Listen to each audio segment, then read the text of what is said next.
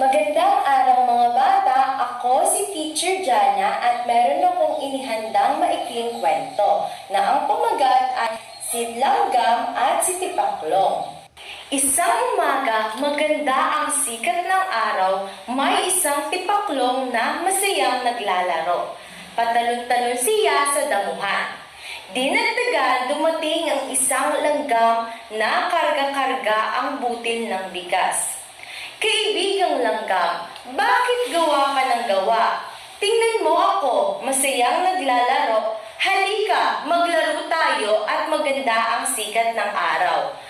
Ang anyaya niya sa kaibigang si Langgam. Salamat mahal kong kaibigan. Ngunit marami pa akong hahakuting pagkain. Kailangan ko itong gawin upang kapag dumating ang tag-ulan ay may sapat akong kakainin. Sa ganon, hindi ako gugutumin. Patagal pa iyon. Tingnan mo, napakaganda ng sikat ng araw. Kay sarap-sarap sumayaw, halika na, pamimilit ng Tipaklong. Iyon na nga, maganda ang sikat ng araw, kaya dapat tayong maglikom ng pagkain. At nagpapatuloy ang langgam sa paglalakad. Naiwan ang Tipaklong na patuloy na naglalaro sa damuhan. Maghapon siyang sayaw ng sayaw at pakanta-kanta. Subalit ang tag-ulan, walang makain si Tipaklong. Naisip niya ang kaibigang langgam. Maraming itong tinipong pagkain. Isang gabi, habang naghahapunan ang langgam, nakarinig siya ng marahang katok sa pintuan.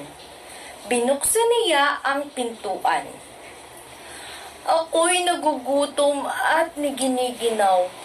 Para mo ng awa, kahit kaunting pagkain, ako'y iyong bigyan.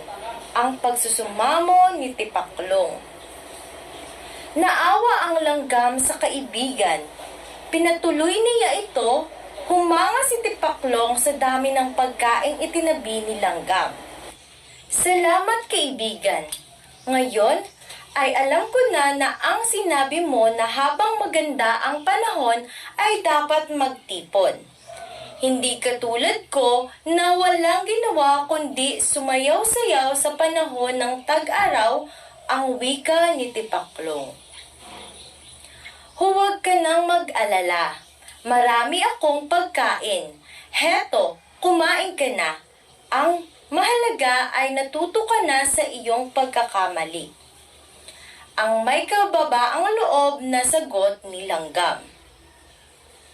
Nahihiyang kumain si Tipaklong, masaya naman si Langgam na nakikita niyang pagbabago ng kaibigan. Ang aral sa kwento, kailangan maging masinop kapag may itinago ay may madudukot sa oras ng kagipitan. Maraming salamat mga bata.